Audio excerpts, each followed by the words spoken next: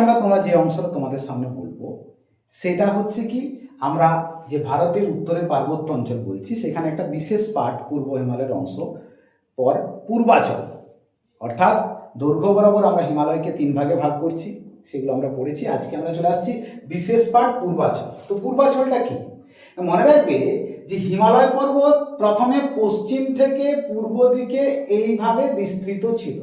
এইভাবে বিস্তৃত হওয়ার পর হঠাৎ করে এরকম করে দক্ষিণে বাঁক নিয়েছে। এই যে হঠাৎ করে এইভাবে দক্ষিণে বাঁক নিয়েছে, এই বাঁকটাকে বলা হয় সিনটেক্সিয়াল বেন্ড। হলো একটা গুরুত্বপূর্ণ বিষয়। এরপরে বিষয়টা হচ্ছে বাঁকটা কোথায় নিয়েছে। বাঁকটা নিয়েছে কোথায় না, আমরা জানি এইখানে একটা পর্বতশৃঙ্গ আছে। এই পর্বতশৃঙ্গটার নাম হচ্ছে নামচা বারোয়া, যাকে পূর্ব হিমালয়ের সর্বোচ্চ শৃঙ্গ ধরা হয়। এই নামচা বারোয়া, এই নামচা বারোয়ার পাশেই আছে আমাদের ডিহং গিরিখাত। এই যে গিরিখাতটা আমরা দেখছি, এই গিরিখাতটা হচ্ছে কি গিরিখাত? এটা হচ্ছে ডিহং গিরিখাত। এই ডিহং গিরিখাতের কাছে হিমালয় পর্বত, যেটা পশ্চিম থেকে পূর্ব দিকে আসছিল, সেটা হঠাৎ করে এরকম ভাবে দক্ষিণে বাঁক নিয়ে নিয়েছে। এই যে দক্ষিণে হঠাৎ করে বাঁক নিল, বাঁক নেওয়ার পর এ কতগুলো ছোট ছোট পর্বত শ্রেণী নিয়ে দক্ষিণ দিকে বিস্তৃত হলো। অর্থাৎ এই যে একটা পর্বত শ্রেণী দেখতে পাচ্ছি, কোন পর্বত শ্রেণী দেখতে পাচ্ছি? এই যে একটা পর্বত শ্রেণী দেখতে পাচ্ছি। তারপর দেখো এই একটা পাচ্ছি, এই একটা পাচ্ছি, এই একটা পাচ্ছি। এইভাবে পর্বত শ্রেণী নিয়ে, ছোট ছোট পর্বত শ্রেণী নিয়ে এ দক্ষিণ দিকে অগ্রসর হলো। যেহেতু এই ছোট ছোট পর্বতশ্রেণীগুলো ভারতের পূর্ব দিকে অবস্থিত, সেই কারণে একে বলা হচ্ছে কি পূর্বাচল। সেই কারণে একে বলা হচ্ছে এই যে পূর্বাচল বা পূর্বাঞ্চল। পূর্বাঞ্চল বা কি বললাম? পূর্বাচল হলো। এরপরে দেখো এই যে পর্বতগুলো আছে, এই সমস্ত প্রকার পর্বতগুলো আমাদের ভারতবর্ষের পার্শ্ববর্তী প্রতিবেশী দেশ, যার নাম হচ্ছে মায়ানমার, এই মায়ানমারের সাথে এই পর্বতগুলো সীমানা তৈরি করেছে।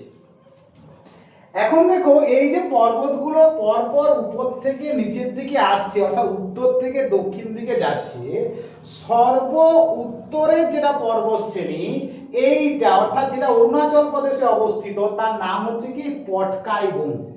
এই পটকাইবুং অরুণাচল প্রদেশে অবস্থিত। তারপর আসছে নাগা পর্বত। এই নাগা পর্বত তোমার সরামতি, অর্থাৎ এই নাগা পর্বত হচ্ছে এই পটকাইবুমের পরবর্তী পর্বত শ্রেণী। এর সর্বোচ্চ শৃঙ্গের নাম হচ্ছে সরামতি। এটিকে ভালো করে মনে রাখবে। এবং তারপর যে পর্বতটা আছে সেটার নাম হচ্ছে মণিপুর পাহাড়। এই মণিপুর পাহাড়টা হচ্ছে কার? নাগা পর্বতের পরবর্তী অংশ। এবং তারপর মণিপুর পাহাড়ের দক্ষিণ অংশ আছে কি মিজো পাহাড়। এই মিজো পাহাড়ে, যেটা সব থেকে গুরুত্বপূর্ণ কোশ্চেন বারবার পড়ে, মিজো পাহাড়ের সর্বোচ্চ শৃঙ্গের নাম হচ্ছে ব্লু মাউন্টেন। এবং এই মিজো পাহাড়ের অপর নাম হচ্ছে লুসাই পাহাড়। কি বললাম? লুসাই পাহাড়। ঠিক আছে।